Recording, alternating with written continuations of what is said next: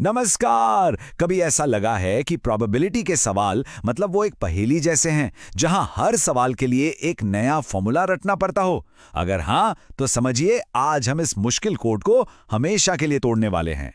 जरा स्क्रीन पर दिख रहे इन सवालों को देखिए। अरे वाह, ये तो प्रतियोगी परीक्षाओं के जाने पहचाने चेहरे हैं। पहली नजर में इन्हें देखकर सच कहूं तो किसी का भी दिमाग घूम सकता है ना? इतने सारे शब्द, नंबर्स, शर्तें, सब कुछ बहुत बहुत उलझा हुआ सा लगता है। लेकिन सोचिए जरा, क्या हो अगर इन मुश्किल से दिखने वाले सवालों को हल करने का एक बहुत ही सिंपल, एक भरोसेमंद तरीका हो। मतलब एक ऐसी मास्टर की जो हर ताले को खोल दे। चलिए आज इसी पर बात करते हैं। तो पेश है वो तरीका। हम इसे कहते हैं यूनिवर्सल सॉल्वर मेथड। इसे अपनी वो मास्टर चाबी समझिए जो प्रोबेबिलिटी के हर मुश्किल ताले को आसानी से खोल सकती है। अब एक मिनट, इस मेथड को किसी भारी भरकम गणित के फॉर्मूले की तरह मत सोचिएगा। नहीं, इसे एक रेसिपी की तरह देखिए। जैसे कोई बढ़िया पकवान बनाने की विधि होती है ना, बस वैसे ही ये असल में दबाव में भी एकदम साफ साफ सोचने की एक रेसिपी है। इस मास्टर चाबी के सिर्फ 3 बहुत ही सिंपल स्टेप्स हैं। पहला, एक जासूस की तरह बन जाइए और तथ्यों को अलग कीजिए। सवाल में छिपे जरूरी नंबर्स और शर्तें क्या हैं। दूसरा कदम, सही रास्ता चुनिए।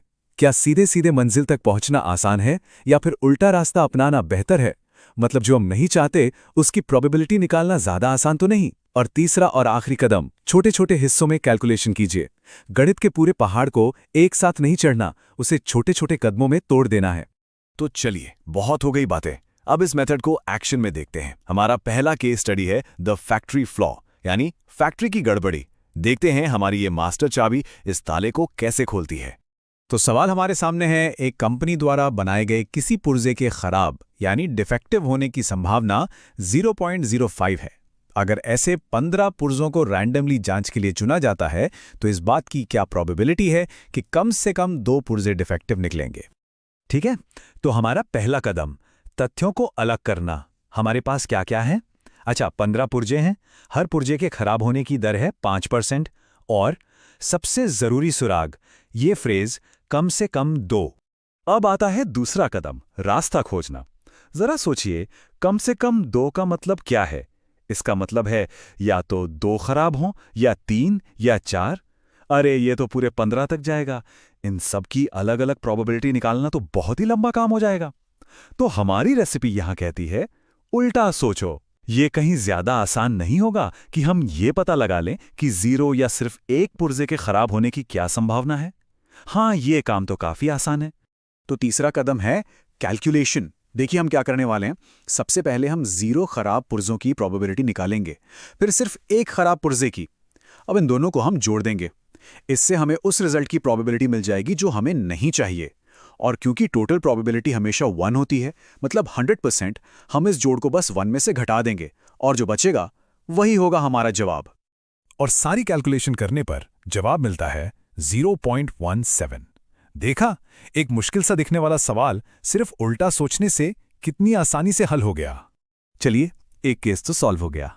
अब इस मेथड को एक और चुनौती देते हैं, है ना?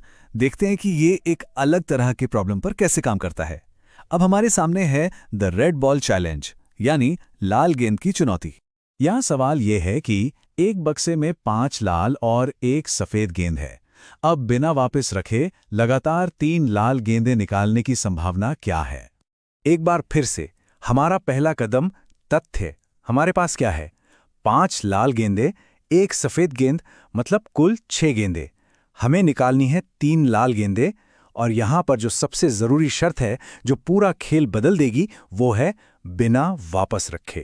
अब दूसरा कदम, रास्ता खोजना। पिछली बार के उलट यहां उल्टा सोचने की कोई जरूरत नहीं है। नहीं, यहां तो सीधा रास्ता ही सबसे आसान है। हमें बस एक के बाद एक 3 लाल गेंदें निकालने की प्रोबेबिलिटी पता करनी है।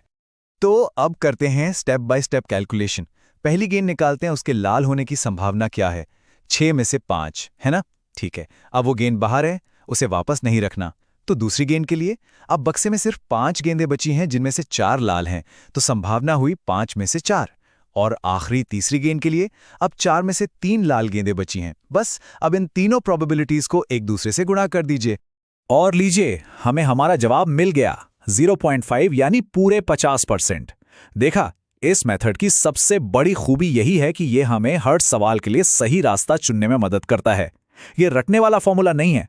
तो हमने इन सवालों को तो हल कर लिया, लेकिन ये सिर्फ परीक्षा पास करने के बारे में नहीं है।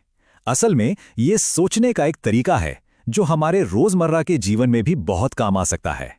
तो आज की सबसे जरूरी बातें क्या हैं? पहली, याद रखिए, हर बड़ी और जटिल समस्या में कुछ सरल तथ्य छुपे होते हैं, बस उन्हें ढूंढना होता है। दूसरी, कभी कभी किसी प्रॉब्लम को उल्टा देखना ही उसके सॉल्यूशन का रास्ता खोल देता है। तीसरी, किसी भी कैलकुलेशन को हमेशा छोटे छोटे मैनेजेबल स्टेप्स में तोड़ें, इससे गलतियां कम होती हैं। और सबसे जरूरी बात, ये सिर्फ गणित नहीं है, ये साफ साफ और लॉजिकली सोचने का एक ढांचा है। और अब जाते जाते एक सवाल छोड़कर जा रहा हूं। क्या आपके जीवन में भी कोई ऐसी समस्या है जिसे सुलझाने के लिए आप ये सोच सकते हैं कि आप क्या नहीं चाहते कि हो? इस पर सोचेगा जरूर।